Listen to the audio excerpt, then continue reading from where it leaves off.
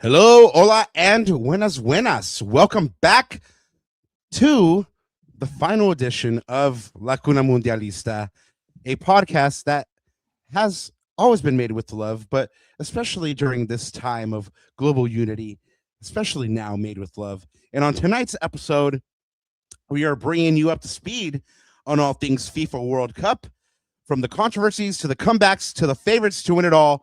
We'll have it here for you tonight. We'll also bring you back into Galaxylandia, as the Galaxy have started to make big roster moves ahead of the second half of the season. But the biggest departure, and the one that probably all Galaxy fans are feeling, is that of club record transfer fee and DP winger Gabriel, who leaves the Galaxy back to his native Brazil. We'll look at who could come in to replace the DP player, plus we'll share the most interesting tidbits from LA Galaxy media availability earlier today, including what the Galaxy might be thinking in regards to this roster and how to build it. All that and more coming up on tonight's episode of La Cuna Mundialista, the final one.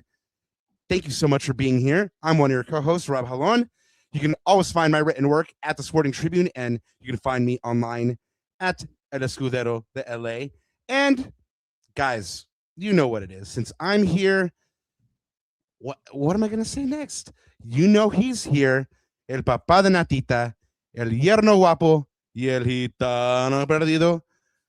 And hopefully a man that will be enjoying a win tomorrow, Ananda Kirana. Papa, how do you feel in the lead up to a big match tomorrow for España? The other Yeah, man. Emocionado, papá. Vamos a ver cómo va a pasar mañana. Unfortunately, I'm gonna have to take my lunch break around that time because I need to watch the game. But it should be a very interesting match. Exactly. Yes, Khalil, I am ready. Unfortunately, rich Galaxy fans could not bless Big me Rowley que hubo with these tickets. They are not cheap by any means. So yeah, no, super excited to watch it tomorrow. And we'll say a little bit more about that later, but I feel confident. Let's put it that way. Yeah, I would be feeling confident if I was a Spain fan as well. One thing I am confident about is that we appreciate every single one of you guys that are here, that have been on the journey since day one. And even if you haven't been on the journey since day one, if somehow along the way the algorithm brought you here and you dug something and you stuck around, we highly appreciate it. If it's first time, like, hey, hopefully you like something and you stick around too, and because we're gonna be here hopefully for the long haul, because we've made it this far and not gotten canceled. So yeah, hopefully you guys go ahead and if it is your first time, go ahead and like and subscribe. You know what to do. You know all that other chatter that people are supposed to be like, oh, like and subscribe and hit the notification bell, all that kind of like, yes, and do that too. It helps us out. Not gonna lie, but if you guys are just here chilling, you guys can do that too. Like you best. Well, and I don't want to pressure anybody into anything, but if, like I said, if you dig something, go ahead and show some love, right? But we do have super chats available, so if you got something to get off your chest, if you're like, Lord, I need to say something, I need to ask this question, go ahead and hit the super chats. You know what to do. And obviously, you can find us everywhere on at La Cuna Galaxiana. And I think that's it for my spiel, Nanda. I don't know if you got anything to add before we get into la cosa aquí. Yeah, just for me, you can always follow me, block me, or stalk me at Ananda Galaxiana. Rob told you where you can find us. Again, guys, so this is everyone on video, and I know that we have a lot of audio listeners as well. So you can catch us on audio only if that is your preferred method of consuming our content. That is, I wouldn't on watch me Spotify. either, for real though. Exactly. That's on Spotify and Apple. And, you know, some people have like those premium accounts, but not YouTube. And sometimes YouTube has those pesky ads when you're like, you're in the middle of a rant and then it's like, like a freaking ad. There you go. So, you know, one day, Papa, we should get an ad-free platform, but that is for La Cuna 3.0 or 4.0. Kind of like, we don't know what stage MLS is. I don't even know what stage we're in. We're just doing it because we love talking about the sport, this team sometimes.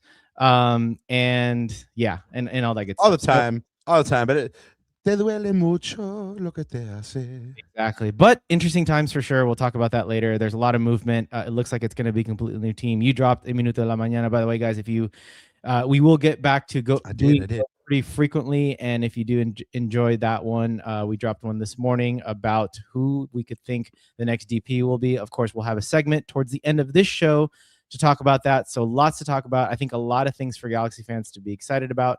And yes, this is the last edition of Mundialista before we do the official cutover next week to Galaxiana. We're taking it back to Galaxylandia next week. And you're right, Big D. I did promise you Zendejas. I personally called Big Zendy up and I was like, hey man, they're gonna throw you the bag, make it happen, come through. He's like, yeah, let's make it happen. We did promise him though that we were gonna give him all the after pupusas that he can handle, and he said, bet, I'm in. So there you go, Big D, I got you. Let's get into some birthdays. It's time to celebrate el rey verdadero de Los Angeles, Robbie Keane. Y'all know him, y'all love him. He won the Galaxy a couple titles, you know, that guy.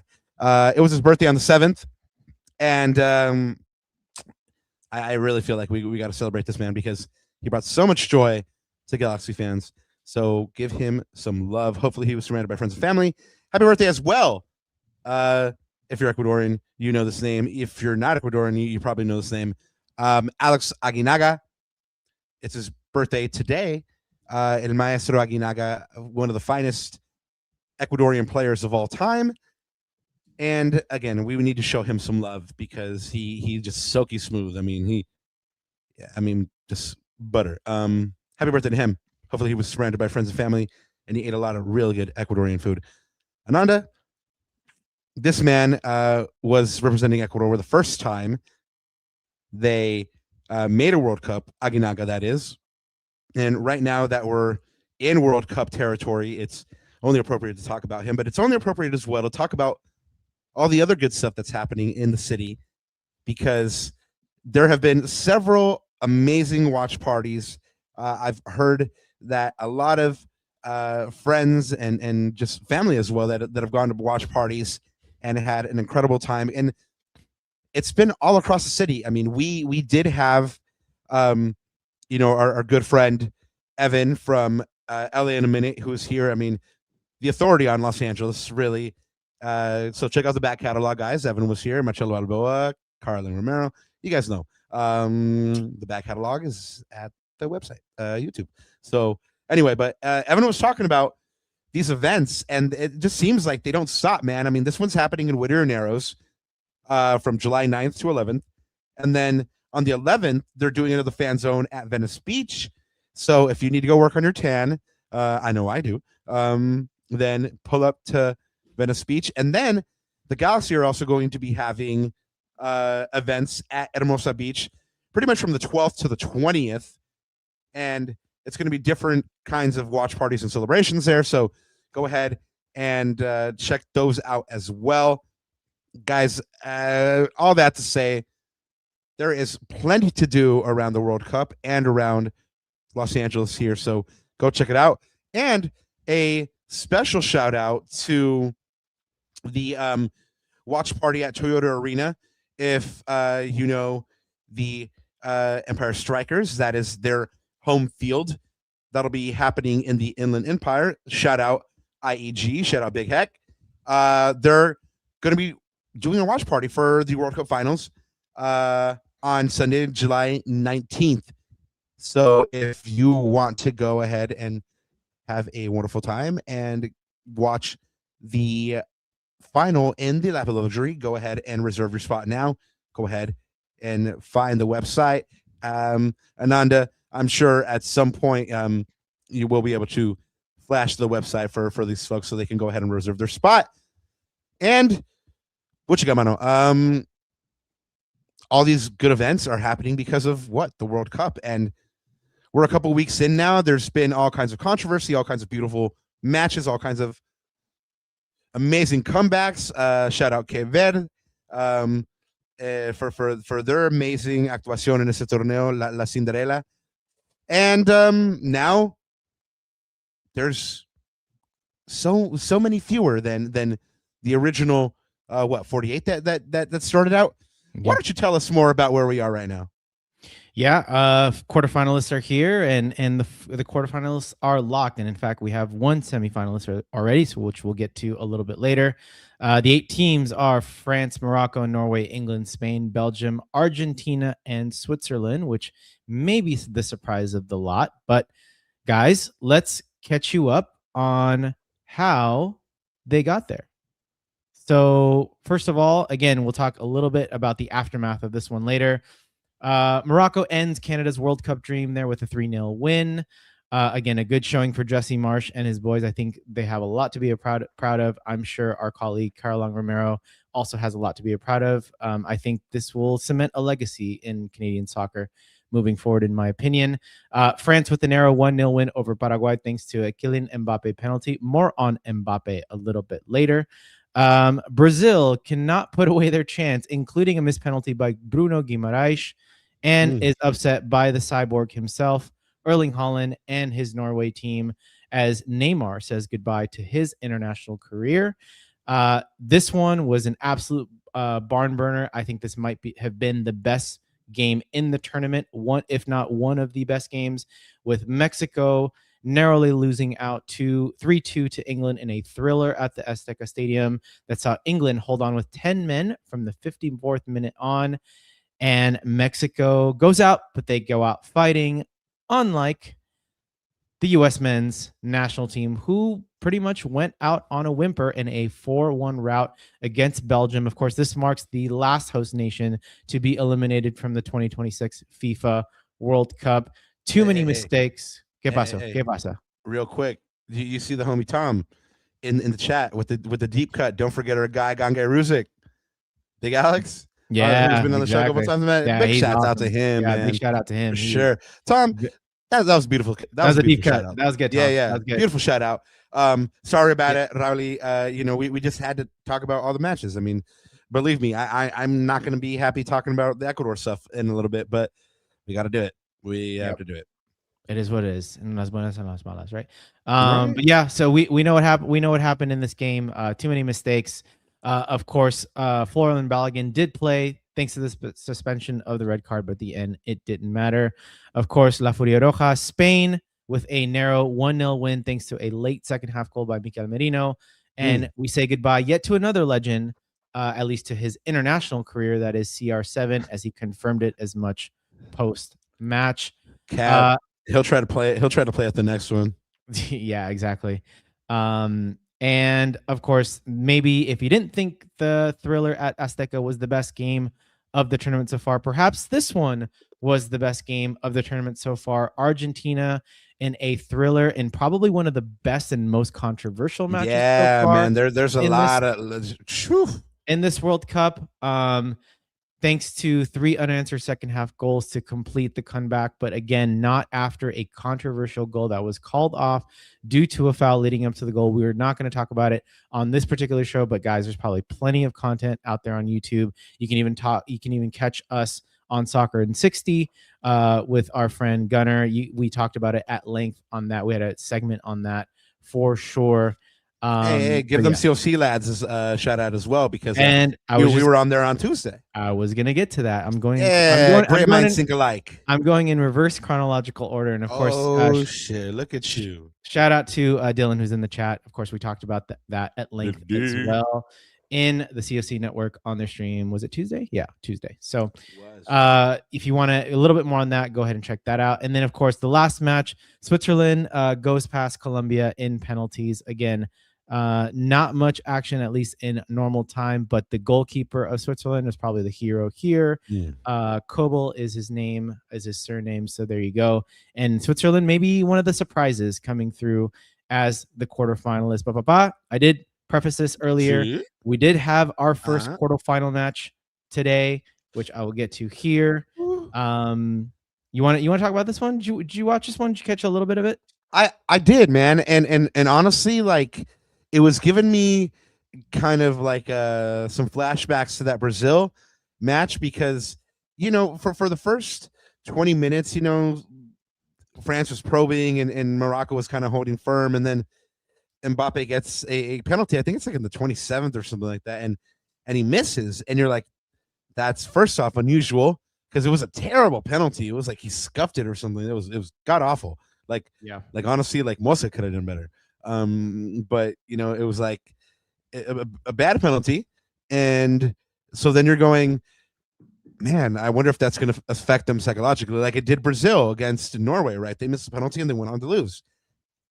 So they go into halftime 0-0, even though France is pretty much, on the front foot, and Morocco does have their moments, but it's the quality is telling of France.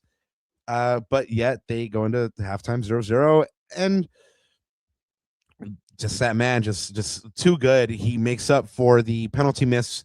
What a shot. Mbappe, that is, with it's basically a just a quick shot, because Morocco tries to clear.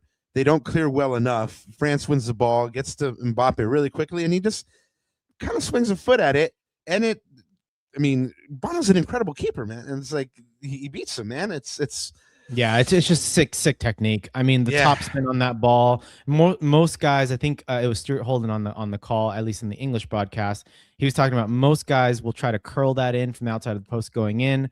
Mbappe has this wicked technique, very little back lift, gets his sort of middle part to his toe on it. That knuckles creates that knuckling effect, and absolutely he somehow gets it around the defender too. He does a little shimmy, places his marker, and that's just wicked technique. That's just God-given. I don't know. I don't know how much you can practice that one. You can, but man, that's just instinct. That's just God-given talent and ability.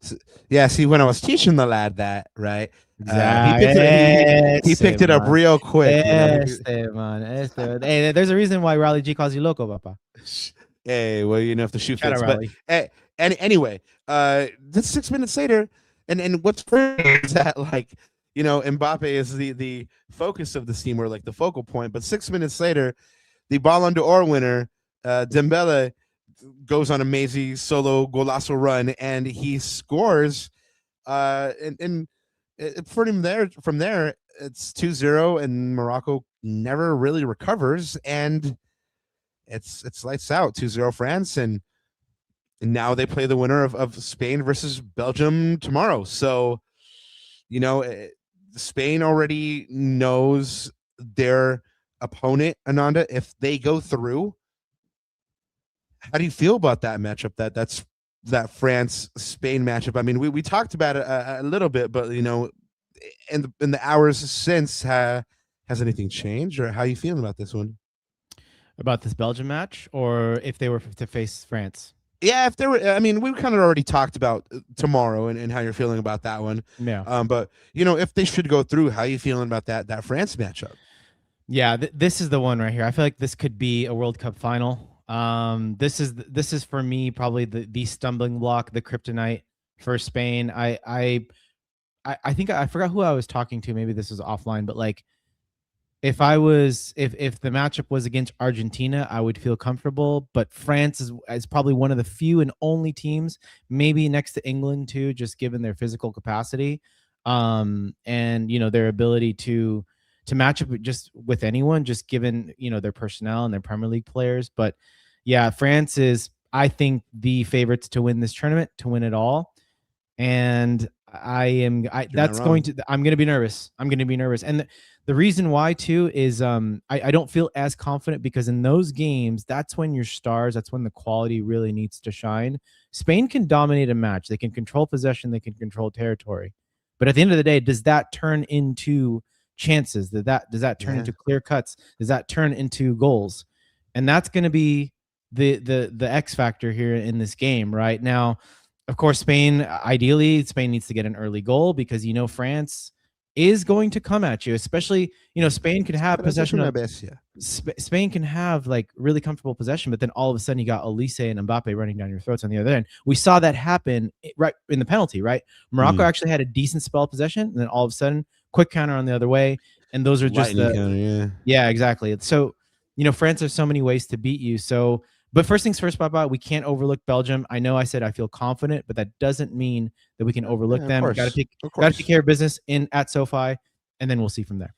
Yeah, well, guys, of course, this will be the last match, I believe, in Los Angeles. This match for Spain versus Belgium to go ahead and go into the next round, be a semifinalist, and face France. Really quickly, we want to say hello to Guayaquil, Ecuador.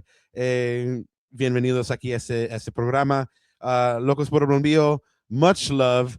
Los Ñaños, they were here with us before. Les mandamos mucho cariño. Guys, international, I guess. Ecuador is in the house. And Marvin, I think that's a wonderful idea. Cunero viewing party at Whitter Narrows. Guys, I did hear that Marvin is volunteering to be el padrino.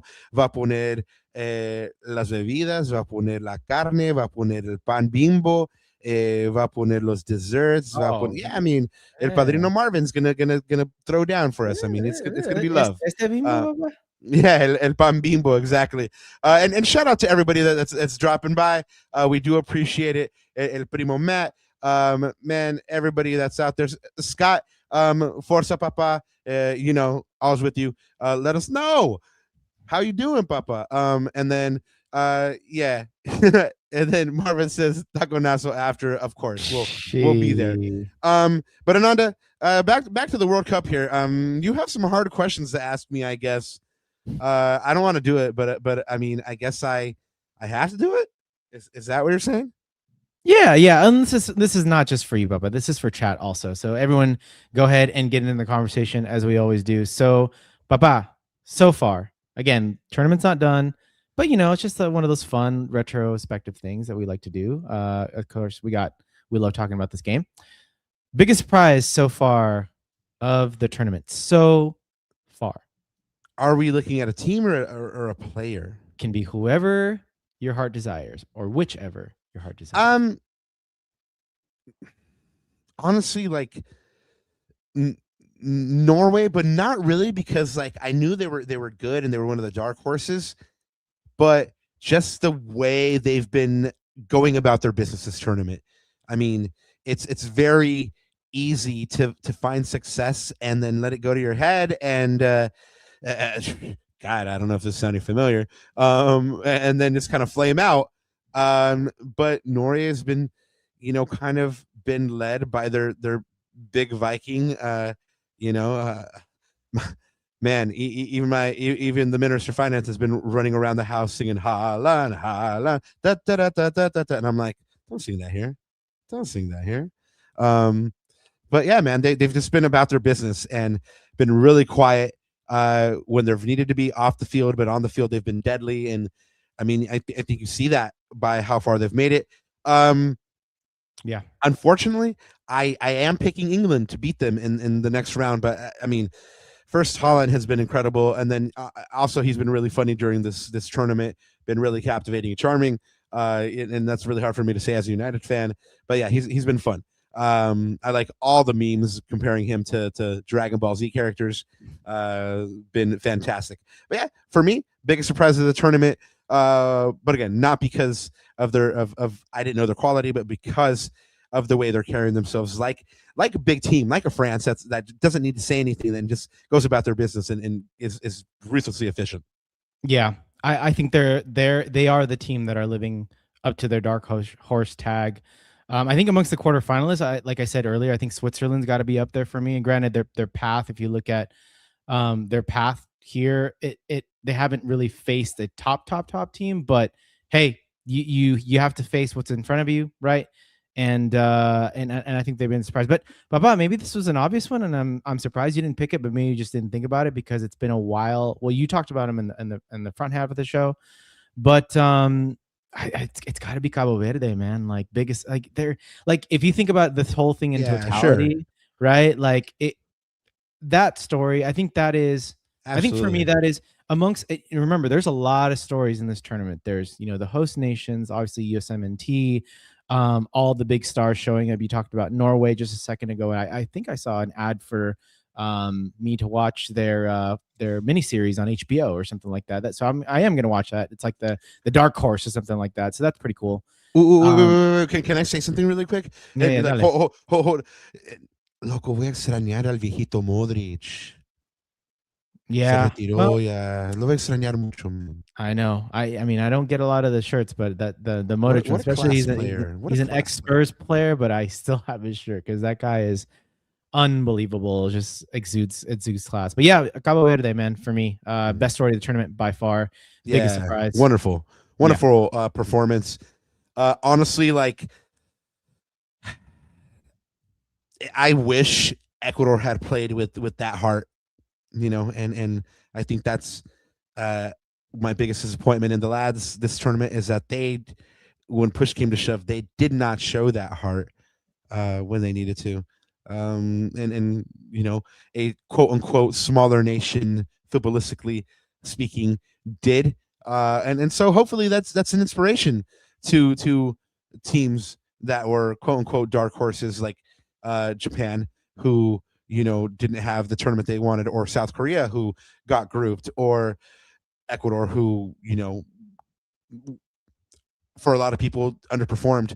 I said after Germany, every game from here is a gift, and I hold to that. Like I really do think that, but I also do think that they should have done a lot better. And shout out to Cabo Verde for hopefully showing that you can be a smaller nation and still punch above your weight. And they were moments away from knocking off the champ, man. Yeah. I mean, that disappointment's close to your heart. I know it's close to El Año Ya Murtado también.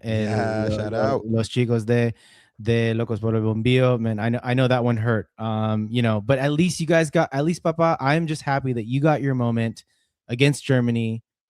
That probably will forever remain in your corazón, right? Forever. All day. At least you got that moment. At least you got that moment. All day. And you know what?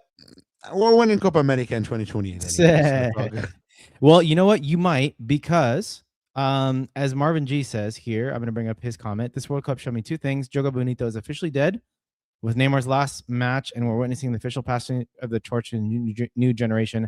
I think that has to be one of my biggest disappointments. Now, granted, I didn't expect too much from Brazil because they were just a weird team, but with Carlo Ancelotti at the helm, Brazil is always going to be Brazil. They always have that aura. But like, why is it that as every tournament passes, Brazil keeps losing their aura, Papa? They keep losing it to the point where I'm like, the next time Ecuador plays Brazil, I'm going to expect a tight game. Like that's like the level right now. Like I don't feel that aura from Brazil. Like it doesn't feel like Marvin said, like the Joga Bonito from the past, right? Have you heard the controversy coming out of Brazil right now? Like it's wacky. Right. And keep in mind, y'all, I don't have an opinion on this because I'm not Brazilian and really I'm just kind of more reporting. But like the big old controversy here was about the Balogun red card, and then after the elimination, like what led to that, and pay to play and use sports and all that. If you know, you know, go ahead and check out soccer Twitter. It is going off. But in Brazil, I guess apparently they're talking about how when you had and this is their quote, not mine. Nobody shoot me, nobody cancel me, but they used the term or quote. They said Catholic heathens like Romario and Ronaldinho and stuff like that. Like they were a much better team, and now you have, like I guess a really big Christian movement, like born again Christian movement in amongst the Brazilian national team. And so one of these Brazilians was interviewed about their national team, and they said, "Hey, if they play like a gringo, they're gonna play like a gringo." And I was like, "Damn, that's savage, bro." So, um, anyway, but I find that interesting that they're reconciling with their elimination by questioning the religion of their national team players and how that affects their play. Like that shit's wacky to me, man. That's Anyway, wild. like I just thought that was an interesting tidbit here. So you're saying Peck will never get on the? No, I'm just kidding. Or he might captain the side. Who knows? Who knows? Yeah, but anyways, we'll talk about Pecky a little bit later. Next one here, MVP of the World Cup so far. God, man, that's hard because I mean, we've already talked about like Mbappe, who's been deathly. We've already talked about Haaland. I mean, we haven't talked about Messi really. Yeah, But I mean, yeah, surprisingly. Yeah, but I mean, whether you want to say that one was fixed or rigged, I mean, I'm not going to get into any of these crazy conspiracy theories. I mean, I'm just going to go on the evidence of what I saw. You know, Messi inspires his comeback. I mean, you have to applaud this Argentina team that every single man on this team would run through a brick wall for Messi. I told my wife the other day, I was like, every single one of those players would slap their wife if Messi was like, "Hey, che, and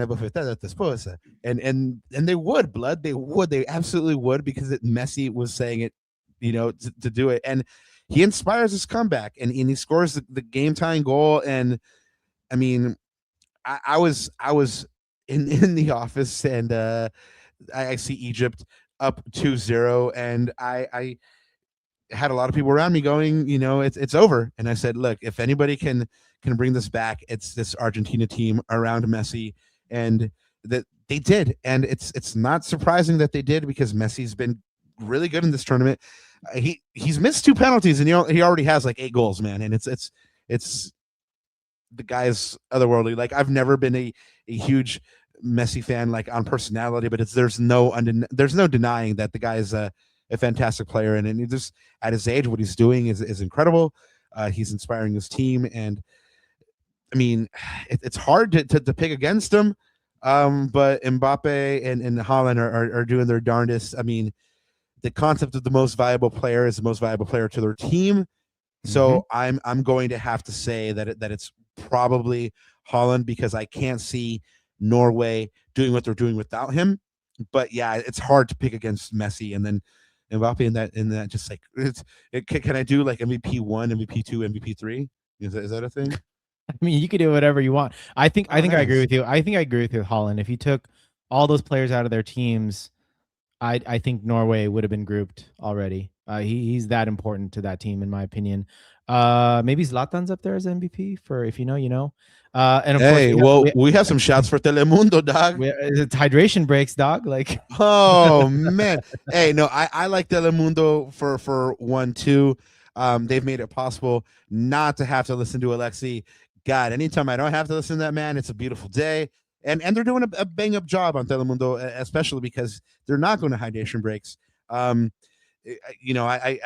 wasn't even going to get into this, but in a reference to Mr. Lawless, the Fox CEO said that we should expect Alexi Lawless on Fox soccer programming for the foreseeable future, because he is the straw that stirs the drink in conversation for the network.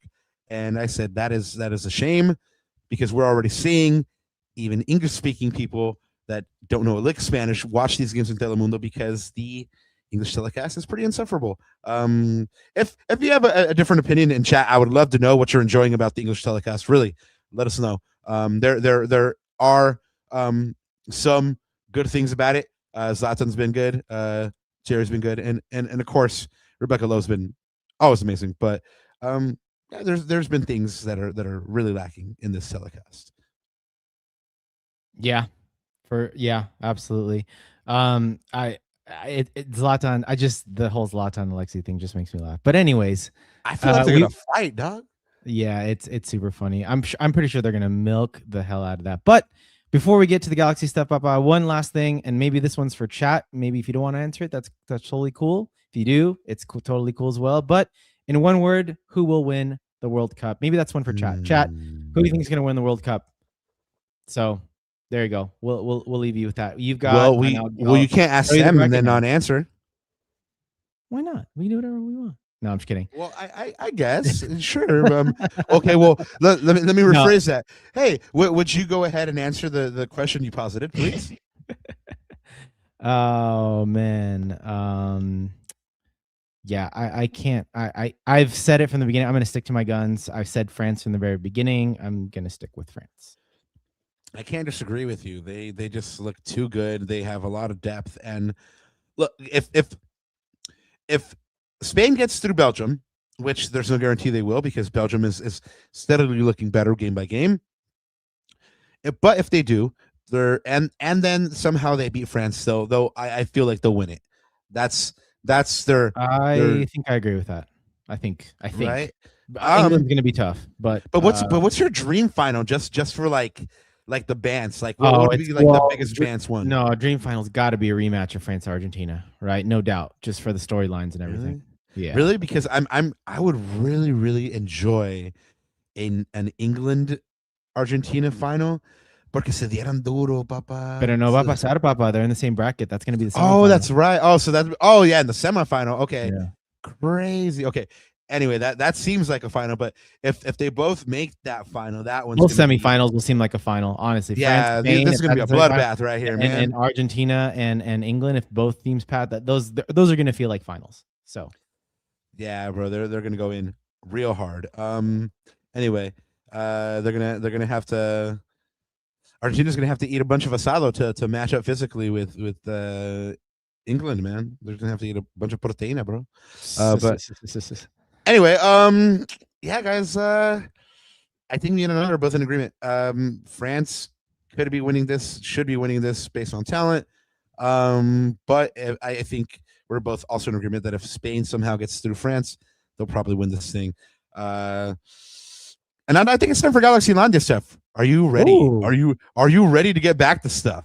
I forgot about them. You know what, Papa? I'm going to commemorate this. I know we're doing our official cutover on Monday, but logo swap. Hey, we're back. La Cuna Galaxiana. We're back. Okay, yes. We're back. Yeah. We back. I want you to put the word out. We back. Guys, I said it in the Minuto today. The Galaxy you knew before the World Cup is no more. Mm-hmm. They've lost first Matheus Nascimento. The striker is going back to Brazil. He's now with Grêmio. The loan extension is over, and honestly, it was pretty underwhelming. Only 7 goals and 3 assists in 38 games. I said it publicly in the Minuto. It was underwhelming. I don't think they even should have brought him back for the second spell. I don't think Greg really wanted him to come back for the second spell. Remember that presser at the end? I remember it. I remember it. That's what I'm saying. I don't think Greg wanted him to come back either. Yeah. So anyway, it is what it is. Thank you. Once a G, always a G. But ultimately, it was ultimately, like I said, underwhelming and not a profitable loan for the Galaxy, who were kind of wasting a U22 spot and an international spot here. But they followed that up with one that kind of hurt a little bit more. Primo says, we shipping off the Brazilians. It does seem like that, because there's a rumor going about Klaus too. But we'll get there. Mauricio Cuevas, the homegrown academy player, this one, like I said, hurts because he came up through the team. He did leave for a little bit to Bruges, and he came back. He found his way back home. The 23-year-old had 3 goals and 13 assists in 78 appearances in 3 seasons with the Galaxy. And he not only was he a good player, he was a good guy. He won the 2025 Humanitarian of the Year award for the work he did for the Galaxy and the Galaxy Foundation in around Los Angeles. And now he plays for Santos Laguna and Liga MX for an undisclosed transfer fee. And I mean, I think we kind of all feel this way about him leaving because, well, Kuhn said that it is a bittersweet occasion because Cuevas is emblematic of everything the Galaxy Academy stands for. And I quote, a fierce competitor, a great professional, and an exceptional teammate with a passion for his local community. Again, and I like I said, this one hurts a little bit more than the Nascimento one, but depending on what they got for him, and again, we don't know what they got for him. Maybe it was time, and maybe it was time to let Harvard Miller kind of step into that role. What were your first thoughts when you heard this one? Yeah, just like you, we got to interact with Mo a few times. Very, very humble kid. Very deep voice. Very deep voice. He's really, really nice and seems always honest and hardworking. And of course, if it's one of our own, it always hurts. But as we talked about multiple times in the season, we looked at that logjam at right back and we said, if the Galaxy were to make moves in the summer to, increase the level of their team, the quality of their team, they're going to have to find these pockets somewhere. Mauricio Cuevas was one of those, right? We looked at the goalkeeper position. We looked at right back. We looked at Nascimento's termination, all that stuff. And so this is something that probably had to happen. And I'm sad, but I'm glad the Galaxy did it. They had to do something like this. And depending on what the allocation will be that the Galaxy will get, I mean, let's assume that it's a couple million and you're going to spread it out over a few years. I mean, you're looking at around 500,000 or so in GAM, and that's a good chunk of change for a roster spot, a very valuable roster spot on this team. And we'll talk about it later, but we've got a lot of roster spots to fill. Greg was eager. He talked about how many roster spots today in media availability, which we'll get to in a sec. So, but all in all, to say, I think just good luck to him.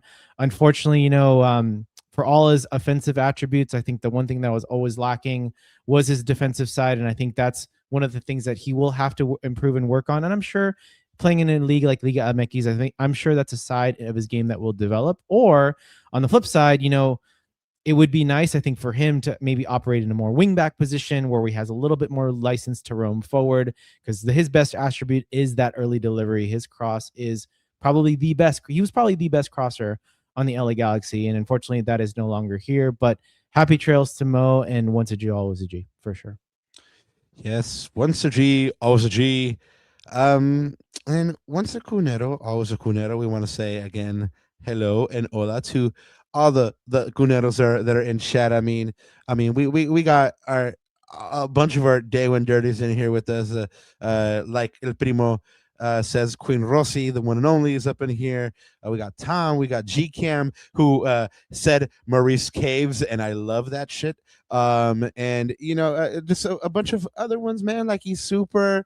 Tom again. Man, just force him, man. I'm glad that like one and only said you are good now, and it's one of these things, man. It's so good seeing you guys. I felt so kind of like disconnected from the community when we were not having like these normal 2-show weeks, Yeah. and so I'm super happy to be back with the crew and we doing it. But somebody who is not going to be back with the crew, Anandis. You wanna. Oh, that one hurts. That one really hurts. Let's talk about it. Let's talk about it with chat. Well, one of our and God's favorites, everybody, Gabriel Pecchi. For a little bit, we have known through El Ñaño Tom Bogert, friend of the show, that he was being looked at by a couple teams in Brazil. Cruzeiro and Bahia were publicly fighting it out for his signature. And Cruzeiro won over Bahia, who is part of the City Group, and so it's kind of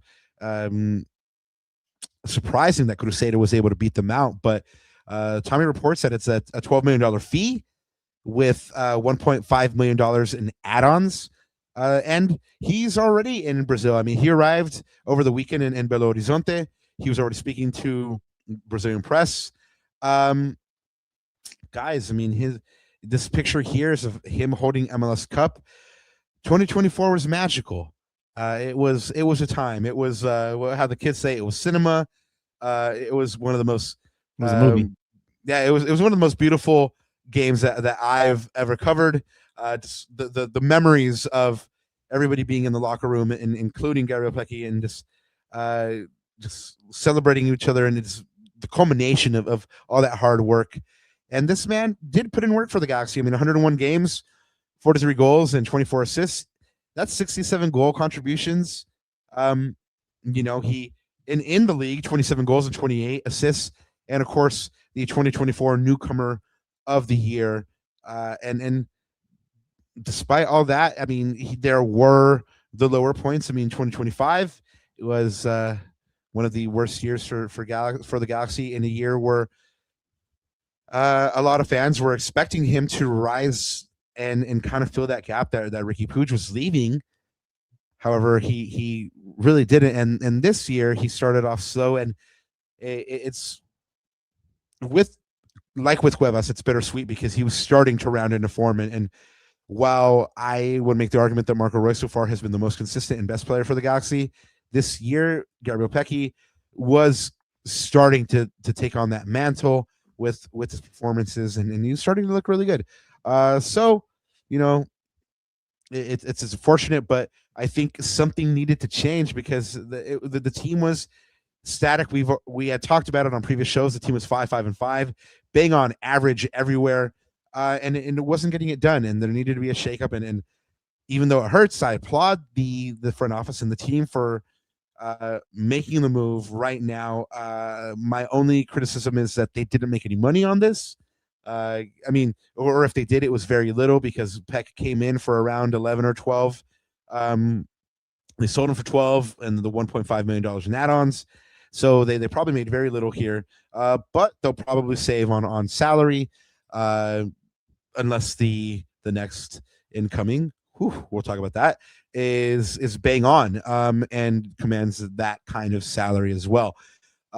So anyway, Ananda, I think it needed to be done, but we're certainly going to miss him. Certainly a very nice, humble guy that was a pleasure to talk to whenever we would get to talk to him. Always did his best to communicate, even though he doesn't know English, and he was working on his Spanish. But we wish him the best. And from what we were hearing from Greg today, it might have been a little bit of a long time coming. Yeah. I'll pull up the tweet that I put out the other day, which is, I said that my one word to describe Pec's time in LA was bittersweet, because this one makes me sad, but not like in a way that it just felt unfulfilling. So, and as I put in the tweet, Killer Bees are done. After winning MLS Cup and Newcomer of the Year, I think we all in the fan base thought that he would kick on and he would be in the running for MVP. That's why, everyone in the fan base was calling him MV Pec. You saw a lot of that in the, in the Twitter and Instagram and all that stuff. And I don't know why, Papa, like he'd never kicked on. Like I remember that Coachella, that CVI between 2024 and 2025, we were out there, and that was one of the times that I started going out and started asking questions to Greg. I specifically remember a question that I asked Greg, and I was like, what are the things that Gabriel Pec needs to work on? And I was talking about that in the context of, he looks like he's primed for an MVP type of season. And I remember that distinctly. Greg was talking about things like getting him off the touchline, finishing with speed and action. And in the year and a half that ensued after that, he never grew as a player. And again, I think a lot of that has to do with not having a guy like Dejan Milvic on the number 9 that he can operate with, consistently, not having a guy like Ricky Puig who can serve dimes on a plate to him and get him in transition. And I don't know if it was an injury thing, but those explosive sort of bursts coming out of his own defensive half into the attacking half and beating guys off the dribble, he started getting, basically bodied like by some of these MLS defenders. I'm like, where did that acceleration, where did that burst of speed, where did that separation come from? Because that was the thing that made Gabriel Pec special. And for some reason, it just didn't happen. So I think all that to say, to your point, I think it was I think it was the right time for the Galaxy to sell. I think it was the right time for them to recoup their investment as much as they can, in which they, for the most part, they did. I don't know, like a rental at this point. Yeah, well, yes, but the rental that got us an MLS Cup. So I do that deal 10 times over, all over again. Definitely, all day, all day. So all day. So and again, even with the 30% sell-on clause that Vasco da Gama put in there, we recouped just about 9 million of the 10 million or however much we spent. So again, I think a worthwhile investment because we got a chip out of it. And he had a year and a half left on his contract, but again, given the market opportunities, and we'll talk about those maybe in a little bit, that are out there, I think this was the right time to sell. And it looks like even for Greg, maybe for him personally, it was the right time to go back home. Loco, did you know that the Galaxy didn't win a chip in 2024? What do you mean? Well, the other day I put out some tweet about how it was something having to do with the U.S. men's national team World Cup exit. And I had a Galaxy fan quote tweet me and said, basically told me to shut up because apparently I defend Greg. And I was well, he hasn't met me yet. Yeah, I was stunned to hear this because I've gone on record saying that I do think that like based on evidence, yeah, it's time to move on. But since he's here, we have to support him, right? So anyway, apparently we aren't doing our job as journalists because we're not calling for his head. And then I had to let him know. I think you're ascribing to us a power that we do not have in getting people fired. But apparently he said, Vanney's done nothing. And I had to politely remind him he won a cup in 2024. I think people forget that. No matter the man's faults, he did win a title. Yeah, let's agree to disagree. I think we criticize him fairly enough, but if you, anyways, we have like 6 months to talk about this man, Greg Vanney, which I'm sure everyone in chat is so excited to talk about again. If Big D is still in chat, I'm sorry we're saying his name so much and getting you triggered. I'm sorry. But speaking of Greg, we did have a chance, or you did. I couldn't join the media availability today, so why don't you go over some of the bits that came out from availability today? Yeah, shout out to el par padrino Pato. Oh, I like that. Par padrino Pato. Anyway, that I guess I just like sounds like a good drinking game. Ooh, yeah, exactly. Exactly. So anyway, he put out a lot of this information, but we had a lot of stuff come out in this press conference, and it was good to talk to Greg after some time, because one thing that Josh and I both noticed is that the man looks positively giddy. He looks refreshed. He looks excited. And really, we came to the conclusion that it's because he knows who is coming in or might be coming in or who they're working on. Again, and on like if you'll see the video at some point and you'll be like, wow, he's bouncy. He's like up, right? And he was making jokes. He was I mean, again, I think he feels like his team is back to almost full strength in terms of injuries. And I feel like he thinks like the targets are going to be as he said, and I quote, impact signings. We also learned other things in this press conference. He let us know about Ricky. Ricky is in some training and said that Ricky looks better right now than he did at the same point last year. And you know that they're pretty happy with his progress at the moment. But he did say, and he did emphasize, that Ricky is not going to play this year. So even though he's looking great and stuff like that, it's just not going to happen this year. But per el padrino Pato, he will be available for the sprint season. So pretty soon, el Ricky will be back. Other injury news, João Klaus. We do know that he's going to be out at least till August 1st per the Galaxy's press release. But when we spoke to Greg today, he said that Klaus would probably be, tentatively the beginning of August. That they're still expecting that early August timeline. So look for him sometime in early August. But speaking of João Klaus, there's a rumor being bandied about that Internacional in Brazil is looking at him as a striker option. So, Yeah, I think that was squashed by Josh earlier today or ooh, early in this really? podcast. Yeah, so I don't think that one has legs. Okay. Well, Yeah. in either case, if anything does develop with any rumors for Klaus in Brazil or to Brazil, we'll go ahead and update you on those. Amigarces, if you all remember, the Colombiano El Parcero sat out of the Galaxy's last game before the first half, or the last game of the first half of the season before the World Cup.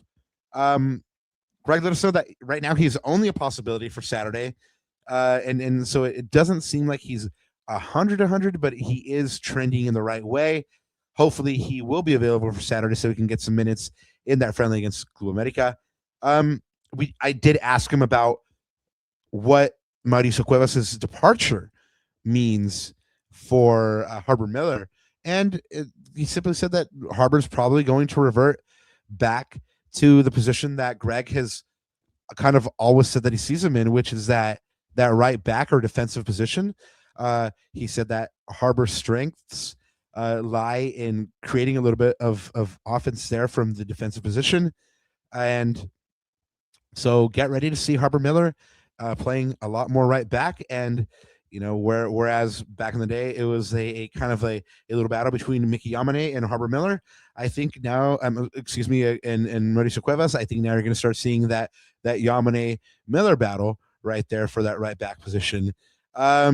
Speaking of a Japanese Galaxy player, Maya Yoshida, we learned is still in Japan, and he's there to receive his green card, which will open up an international spot for the Galaxy.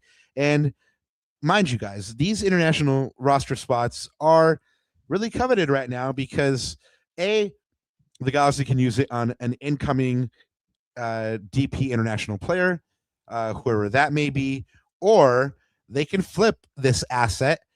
Greg and I spoke about the assets they have at the moment. They have a DP spot, a U22 spot. They have several millions of dollars that they can use.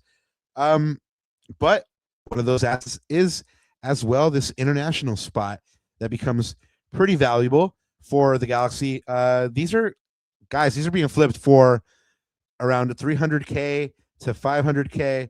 So, I mean, if the Galaxy can get five racks for this, I mean, that's amazing. But again, they could also use it on the incoming DP.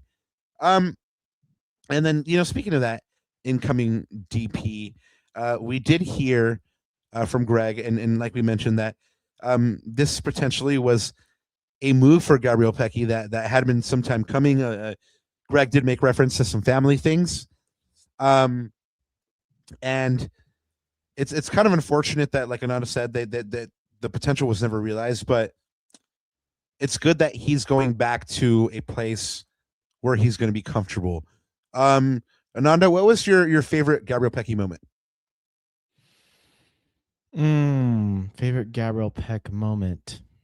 There was this one game, because I was watching the highlights the other day. There was that one, I think the Galaxy probably put it in their highlight reel. There was one where I want to say it was against Minnesota in the playoffs. He literally just took the ball from his own defensive half and went through like 4 or 5 Minnesota United players. And that was that like burst of pace that I was talking about. That was that acceleration that was like, holy crap, I even think of you remember that like rainy, super wet and slippery day at Dignity Health Sports Park against Seattle Sounders. Seattle.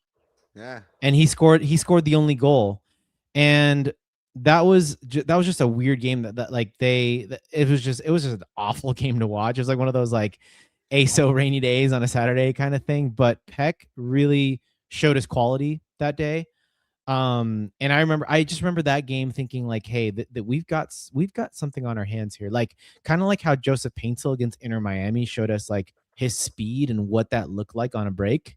That was my thing with JP, and for Pec, it was that game in particular against Seattle at home. So yeah, man, it's gonna be tough. But again, I think he is replaceable. I think that's one of the things we gotta realize here. As you know, you and I, at least you and I. Ooh, we brought that Ooh, one that's a back. shot for you. That's a deep cut. Now we haven't done that in a Ooh. while. Gcam, there you go. Yeah. But GKM, that's for you, Papa. but yeah, like, you know, that was one of the things that we were thinking about, is like, he is replaceable. There are talents out there in the market that we can go get. So there is life after Gabriel Pec. That's for damn sure. Yeah, and according to Greg today, they have several conversations ongoing at the moment. I again, him and I spoke about those assets. I asked him point blank, because we had spoken about this already with Greg and with Will, about how there weren't really any assets to bring in a player, and that if they needed to bring in a player, that players would have to leave. And now that that's happened, 3 of them to be exact, they have assets. And so I asked Greg, you know, if now they're prepared to go ahead and deploy those. And he said absolutely. And what was kind of a surprise and kind of an exclusive in the moment was that they're looking to bring in 3 to 5 players. He said that 1 or 2 will be depth pieces and the rest will be impact pieces that are meant to affect the team and galvanize a team in the immediate. He was asked about, you know, what kind of player could come in. You know, like, would it be a permanent signing? Would it be a loan? And he said that, you know, really depending on the availability. And he said you can't really say no to pedigree when it becomes available. So it could really be a loan or a long-term deal. They're not shutting the door on any kind of deal.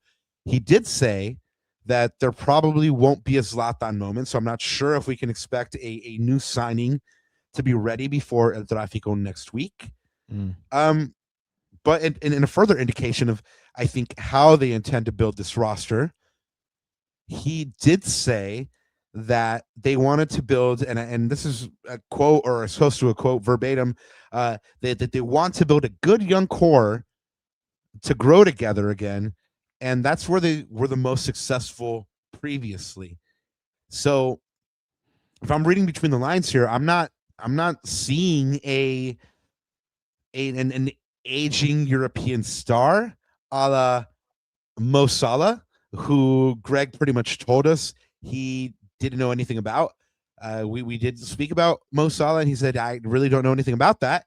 But that's not to say that couldn't happen. But you would expect the head coach to know which players are being spoken to, so he can kind of plan his team around that, right?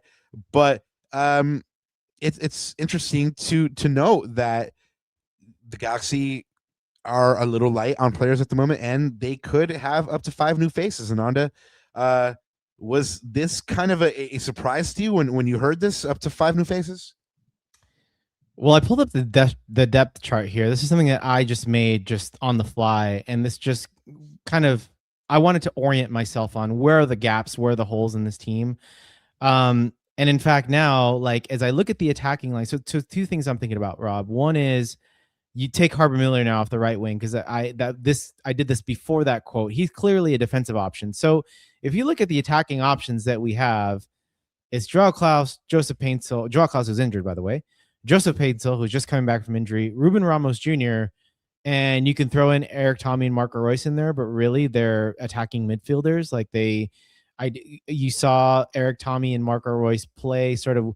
Tommy played off the left, Reus played in the middle. I can't remember if it was the 10 or the false 9. I want to say it was the 10 position. But clearly those attacking positions are where the Galaxy need to strengthen. You look at the back line, the goalkeeper situation, pretty settled there, Papa. You look at the midfield, you've got Sergio Parente, Lucas Sanabria, and Elijah Winder as those marauding 8s. And then ideally, Marco Reus and Eric Tommy would share that sort of attacking playmaking position. And then, of course, we have Ricky Puig on the IR at the moment. So 2 things that I'm thinking about per your comments. One, I think it's interesting that Greg is talking about building a young core to grow together again, because if I look at their attacking options, Joseph Paintsel, 29 years old, contract's going to expire at the end of 2027. Joao Klaus, in his, I think he's 29 or 30 years old. Again, his contract, I mean, they've got to, put him down or bring him down to a TAM levels contract next year. You've got 36-year-old Marco Reus, 31-year-old Eric Tommy. So I'm thinking to myself, okay, this to me is a veteran team, quote unquote, in at least in the attack that needs to, the window of winning is like in the next season and a half. Like I don't, Right. you know what I mean? Like, and Ricky, of course, you got Ricky in his going into his prime, but he's coming off of a serious injury. I believe his contract, the extension was until He'll have 1 year left when he comes back. End of 2027. So all these contracts, Papa, are going till the end of 2027. So if I'm Will Kuntz, I'm like, okay, when I'm bringing these pieces in, I've got a year and a half window with this crop that I know, because we don't know what's going to happen after their contracts run out, right? So you've got the sprint season, and then you've got the actual 27 to 28 season. Look, if I was the GM, I'm building towards that. Like I got to get in win now pieces. Like I don't know about this. Like, so if you're thinking about a young, South American starlet, etc., sure, it's a possibility. It's a like for like replacement with Gabriel Pec, but with the way I already told them no, man. I already said no. Yeah, exactly. I don't know if you meet the age criteria for U22, but well, you said young South American starlet, and I'm pretty sure that fits me to a T. But anyways, maybe yeah, Nano, Yam, hit up your agent, man. We'll get you in there. But yeah, so that's one of the things that I'm thinking is, like, I thought that was a really interesting comment, because when I look at stuff on paper, I just think the window of winning, like the time to make a splash is now, like, especially with an open DP spot. It's going to send ramifications for the rest of the roster build for sure. Yeah, it's funny because Primo's in chat saying, dang, I forgot we even had most of these players. Yeah, I mean, it's well, I feel like you got to take João Klaus off this in the immediate, because he's not healthy, but yeah, he's going to miss 4 games. So until the first week of August, there's 4 games between El Tráfico and August. So, I mean, we've got to put him in there because he's going to be part of the season, the second half of the season. But now, so like, if I'm looking at 3 positions right away, I'm looking at a DP attacker. I don't care if it's a striker or winger, DP attacker, backup number 9, and maybe another like U22 attacker, like attacking midfielder, something like that. So I think here's a beautiful opportunity to bring in a 10. This team needs creativity. Yeah, because Marco Reus shouldn't be starting. He shouldn't be starting. Right, exactly. And so this is an opportunity to rectify that deficiency in this roster, right? I mean, Marco Reus was never meant to start. He was meant to spell Ricky and bring him on as a luxury substitute when Ricky had to run his race and just coming off the bench after the opposing defense was just crazy after Ricky, and Marco Reus would come in and lend that quality. But instead, he's had to be deployed as the starter here.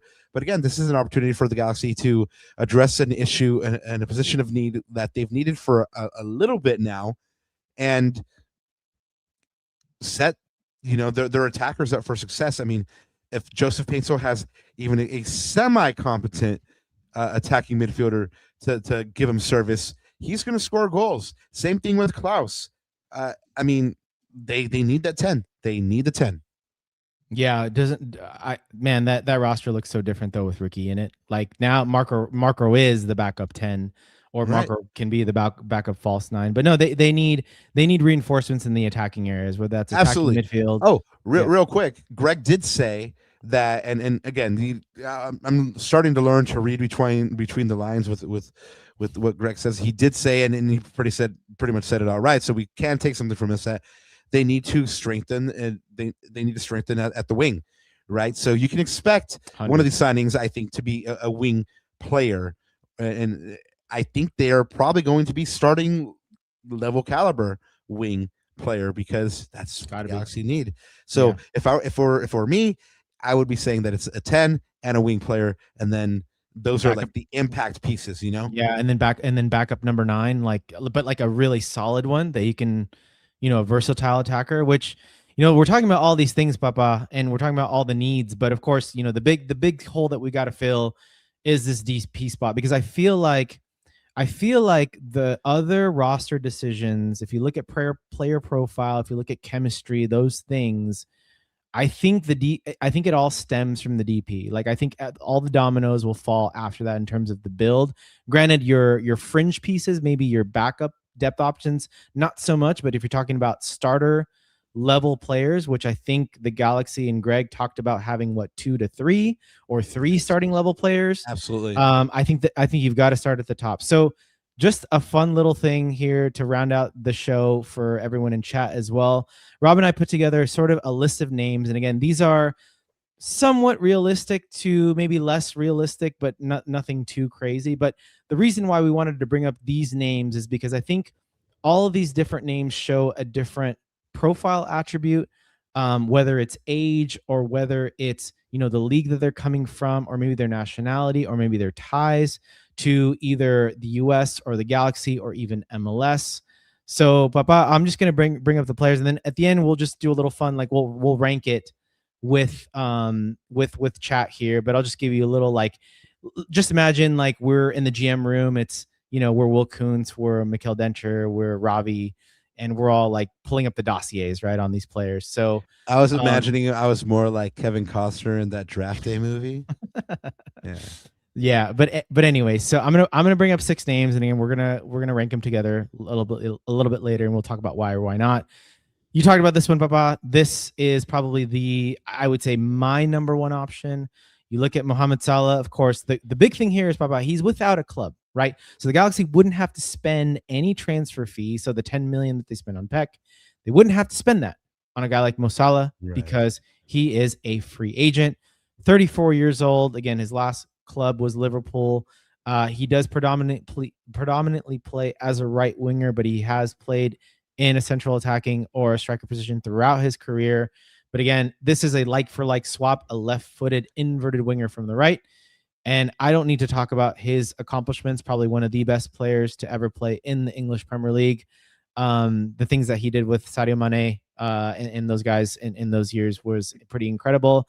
Again, the latest rumors on this one is really probably the team that's most tipped or most connected based off of all the reporting from Tom Bogert, etc., is San Diego FC. But Tom did publish an article in March 25th, Baba, on The Athletic, saying that at least according to because of course San Diego has an Egyptian owner, according to the ownership group, they are not really, their philosophy isn't really to spend big money on big name stars, and so they didn't know the reality or the possibility of this.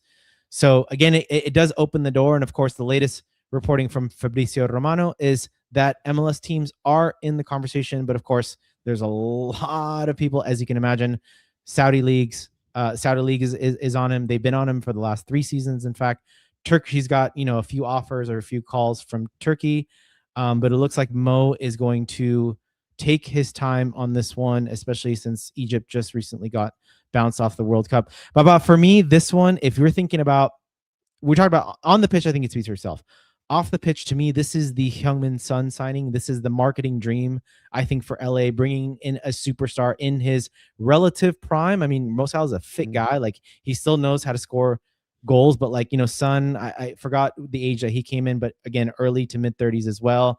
This is one of those things where if you're looking at the marketing front too, this, in my opinion, would combat that. This is like the Galaxy Son signing, in my opinion. Yeah, I mean, I think you're right. I think this is like the home run signing if they could land this one. What makes me think that it's not going to be him? First off, Greg said it himself. He doesn't really know anything about this. Second, he did say that with Gabriel Pec's departure, Joseph Paintsil is going to be finding himself on the right wing now. He's going to be, getting a lot more time on the right wing, which would probably take away that Mo Salah on the right wing, and again, the whole quote about them building around a young core, the age doesn't really make sense with that. It's inconsistent with that philosophy. However, it is consistent with the pedigree when it's available, you have to go for it, right? Exactly. So Will Kuntz has also talked about market opportunities in the past. announce Salah So Habibi. Yes, primo. I wish we could. I wish we could, Habibi. Yala, yala. Anuncia, 100%. anuncia. So, anyways, I think we both agree that is the home run signing. Now we'll take a look at maybe a couple of other somewhat interesting options. Again, these are don't know how realistic they are, but we're gonna bring these up to bring up a few points. So the next one, Papa, I brought up is Kaoru Mitoma from Brighton. Again, I brought this one up because it's the Japanese links. You know, the J players from the J League or even Japanese players outside of the J League have a really, really good reputation of being highly technical players. Kaoru Mitoma has been doing amazing at Brighton. The only thing about this one, the fee is steep, and I believe his contract expires at the end of next year, so he's still under contract. But I brought up a guy like this because you look at the age, 29, pretty good age. It's a win now sort of move. He's obviously he's got the Japanese links. He's very, very techy, a very technical dribbler. Again, that's something. As I said, when Gabriel Pec was in 2024, one of the first things we saw about Gabriel Pec was he was an amazing dribbler. He could just weave in and out past defenders, and that separation was huge in creating chances for guys like Dejan Jovic and Joseph Paintsil and even Ricky Puig to slot in, ghosting runs in the midfield. So he does. His main position is the left winger. So, Papa, you talk about Joseph Paintsil playing on the right. This is a signing that would accommodate that, and Kaoru Mitoma would play on the left. Joseph Paintsil would play in his more natural position on the right. But yeah, again, maybe not the exact player, but insert Japanese player Profile. here. Yeah, the profile. He's a dribbler. He's techie. Comes from a really good league. He's Japanese. He's got those Japanese connections. Again, thinking about the marketing angle as well on this. The only thing is he's injury riddled, right? So that's, of course, availability is always the best ability. So that's one of the things we have to watch out here. But he would absolutely kill it in MLS. Yeah. He's definitely not a bad player. One of the players that I mentioned in one of my tweets today that got universally panned is this man, Neymar, el 10, el famoso brasileiro. Famous for the tricks at one point being the world's biggest transfer fee record and always somehow being injured on his sister's birthday. Could he be coming to the Galaxy? Well, according to Galaxy fans, they don't want it to happen. Ananda, how do you feel about this one? Yeah, for me, it's a no, but it's funny, Bubba. I feel like out of all the names that we're going to bring up, this probably has the best chance because of those links with Cincinnati, right? It was widely reported. I believe The Athletic reported that Neymar was in talks with FC Cincinnati. In the end, he pulled out of the deal because he just didn't feel like the other side was cooperating in the way maybe he wanted to in the deal. Again, he is technically still under contract, although he only has 6 months left in the deal. So it's one of those things where you'd probably just get him on the cheap. But I will say this: he is an aging star. This is the definition of an aging star. He has injury concerns. If you have injury concerns about Marco Reus playing 90 minutes, you probably will have them with Neymar as well. But the one thing about Neymar, Baba, he will get butts and seats. Absolutely, this guy will get butts and seats. That's for damn sure. Yeah, so a winning. And I don't think this one ticks the boxes for what Greg wants either. He did say that there are going to be impact signings, and I don't think that Neymar can. Sure, he has his moments because Neymar is Neymar, right? He has the skill and the technical ability, but I don't think the work rate is there. I don't think. Also, the injury record here. No, I don't think I'm with most Galaxy fans on this one and saying no. It's a no for me, dog. Yep, I agree. But right. One that's coming up a lot is Julian Quinones, the Colombian/Mexican, is been mentioned almost as much as Mo Salah, to be honest. And I don't think this one's happening either. Although this is a good signing or would be a good signing for the Galaxy. Also, He's very versatile. He can play across any of the three positions in the front line. He would take the box on the marketing front. And again, this is a good Good player. age. That's 29, is in the prime of his career. However, this man's in Saudi. This man is making the bag in Saudi, so the Galaxy would have to throw him the bag as well. Yeah, and the other thing even too, though Papa, he just yeah, I was gonna say he just re-signed to a contract extension just before the World Cup. So it's again one of those things where it would have to take a huge sales pitch from Will Kuntz and the front office to get this done. And he's already valued at 14 million. Can you imagine what this valuation will be after the World Cup? I mean, this was as of before the World Cup. Last update, as you can see there, per transfer market is in June, early June. So yeah, no, that's definitely going to go up. He's had a good little World Cup, and yes, players that didn't have a good World Cup is maybe the next guy here that we got to talk about. But this is another name that came up a bunch, and actually one of the names that I thought of as well that would be probably a good signing for the Galaxy. Alex Zendejas from Club America, who we might see on Saturday. This is a good signing because this man's in a prime age. He can play on both wings, and he's what the men's what the Galaxy have long missed, a U.S. men's national team player. He is versatile. He's a good player. He's a good little player. Scores and creates. So I think this would be a good option. Ananda, what are your thoughts on this one? I agree. I love this one. I love his versatility. He can play the left or the right. He's got really good technical ability. Papa, one of the things that we miss, especially without Ricky, is the ability to operate in tight spaces. Alex Zendejas is very good at that. He's pretty techy, right? He's been playing in Liga MX. So in terms of tenacity, passion, grit, even working off the ball, he's learned a lot of that over the last few. He's been doing really well in Club America. And this is one of those things where I think this pitch is a little bit more reasonable because I can go to Alex Zendejas and say, hey man, you've been here, you've been in Liga MX since 2022. If you want a new challenge, we're building this project, we're going for MLS Cup, etc. You can be one of our main men and play in the US, and you start with crowd. And with a large Mexican crowd, with a market that obviously is going to be suitable for you. Throw in living in LA, throwing in, any brand deals that you're going to get on the side, like all that stuff is important. A good age as well, 28.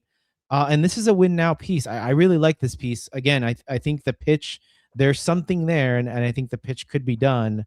Now it's just a matter of, is he ready for that move now after playing in a league like Liga MX for a few years? So we'll see. I like this one a lot, though. I like the shout. As much as I like this one, we've talked about how Salah is kind of like the home run signing. I'm going to call this one the sneaky link signing, because not only do we know that this man would come, because he's gone on record by saying, just throw me the bag, but he's a dog and he's talented. Dieguito Luna. No, not the Vata from Andor. The Real Salt Lake player. He's young. He's had a track record of success in MLS. He's been successful in MLS.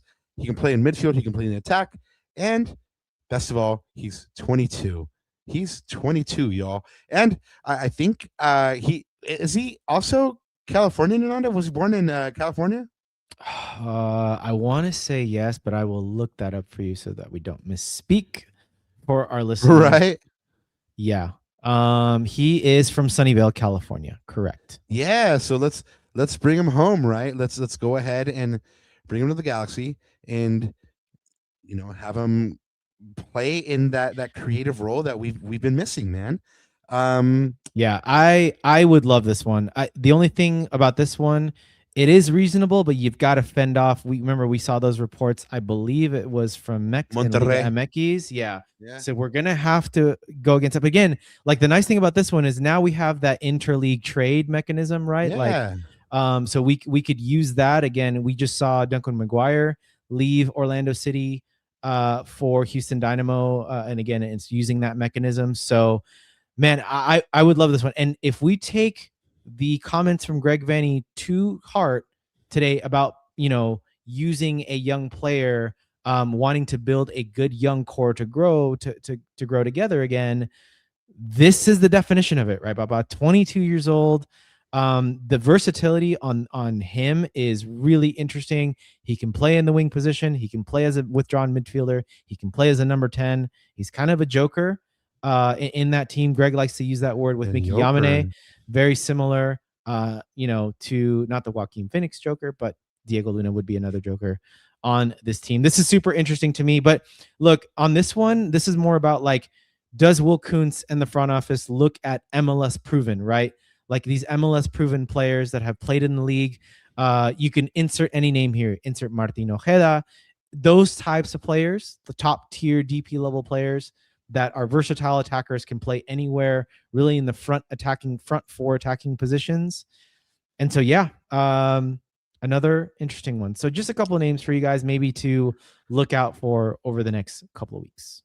Yeah, definitely. I mean, these are the players that we kind of like looked at a little bit more seriously because of their profiles, but there's a treasure trove of good attacking players out there that are free agents, Ananda. And they're not necessarily unattainable. At least I don't think so. I mean, I don't actually know what Gio Reyna's contract situation is, but that's kind of another one of those dream signing ones. Alexis Vega is another one of them. Haji Wright would be interesting to have him come home, but I think he might be a little bit too young to go ahead and leave England at the moment. But then we have, again, like I said, a treasure trove of free agents. Riyad Mahrez is a free agent at the moment. Julian Brandt, if you need a good, solid midfielder. Hard pass. If you need a good, solid midfielder in the middle. Apparently, Ananda doesn't agree. Ivory Coast captain, Frank Kessie. He's available at the moment. He's a free agent. Leon Goretzka is a free agent. If you need that one could be. That one has some legs. The Marco connection. I could see that. Like I said, if you need that German connection, Leon Goretzka. Not a DP. Right, not on a DP though. I'd bring him in as maybe like a TAM or something like that. Well, a man that you probably would have to bring in as a DP, and I would be kind of vexed if it happened, is another person that is connected to Marco Reus through their Dortmund links, Jadon Sancho. The man is 26. This goes without saying that he has talent. However, whenever Galaxy fans have brought this up, I've said repeatedly, as a United fan, I cannot co-sign, and it's because the man has demonstrated that he does not put in the work.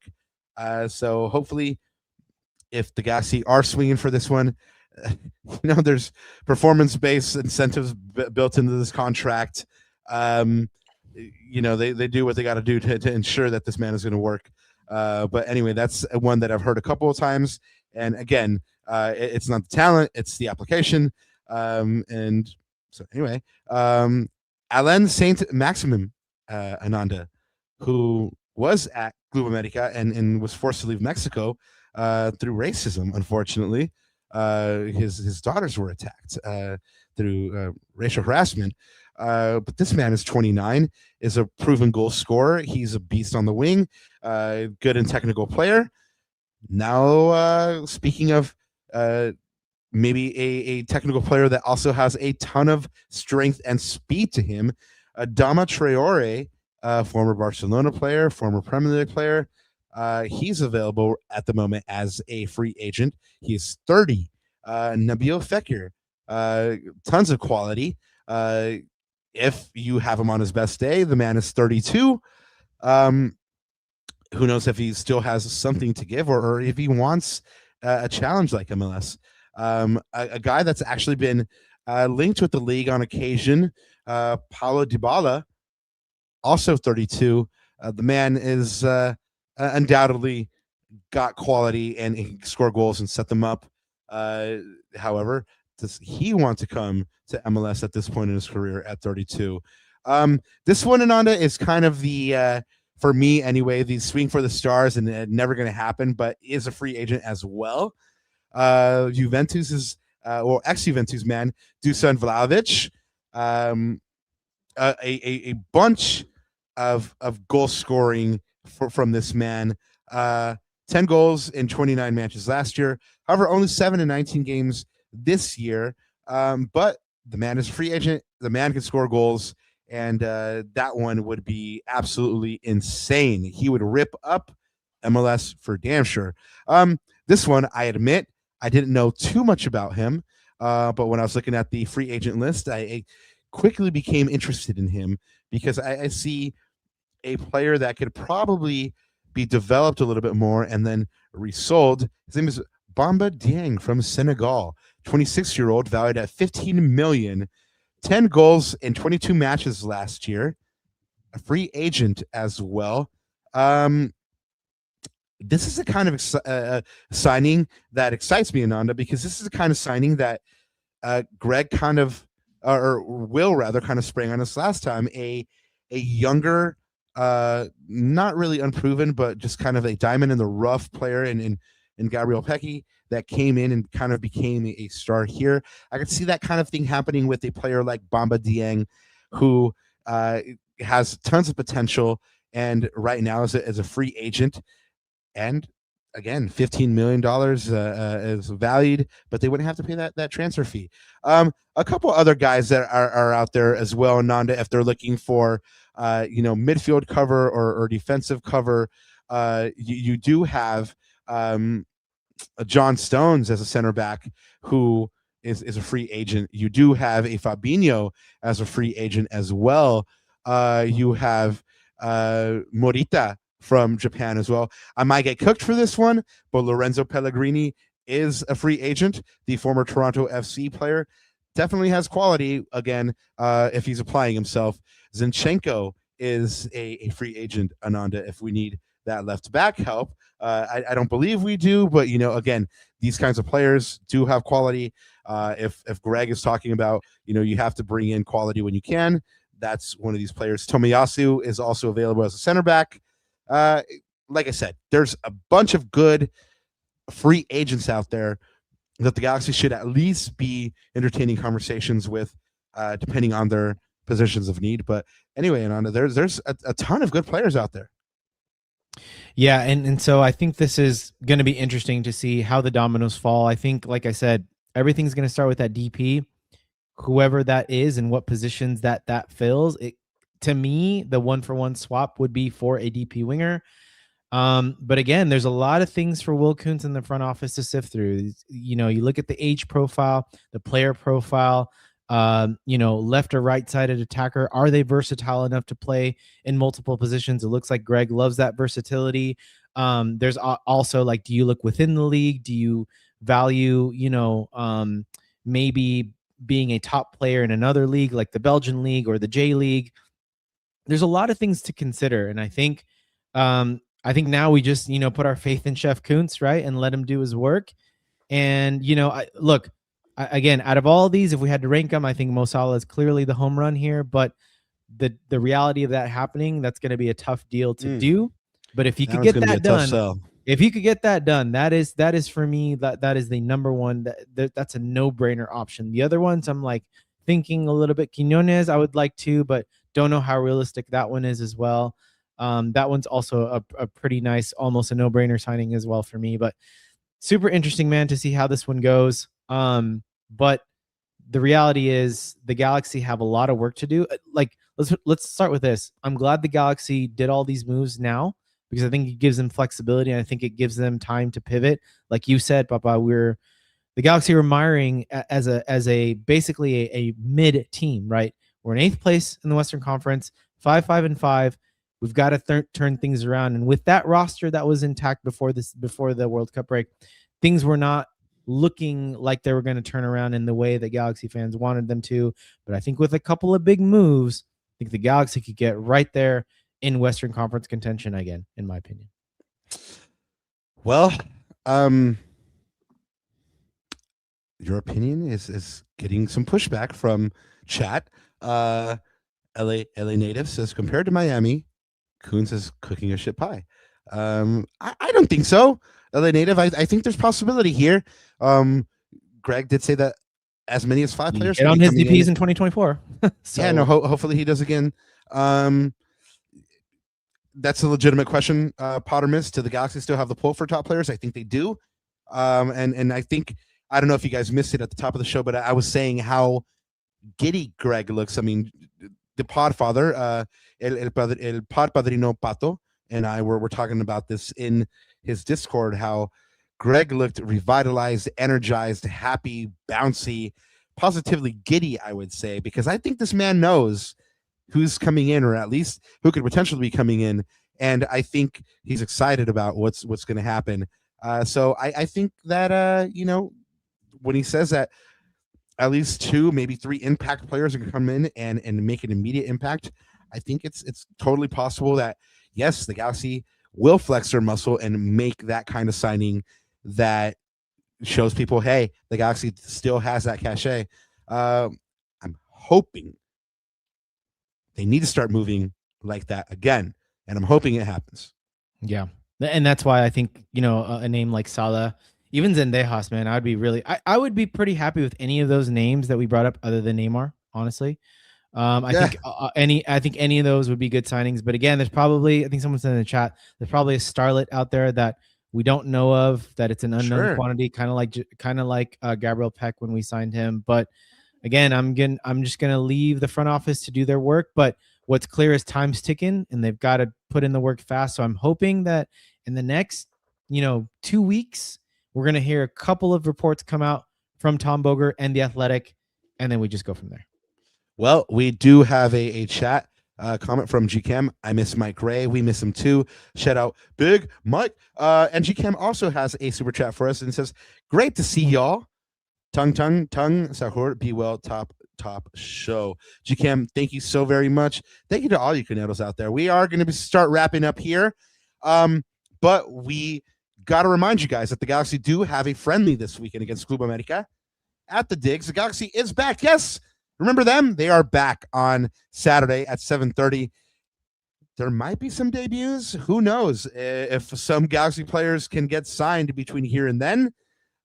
Does not look like it's going to happen, but who knows? Weirder things have happened.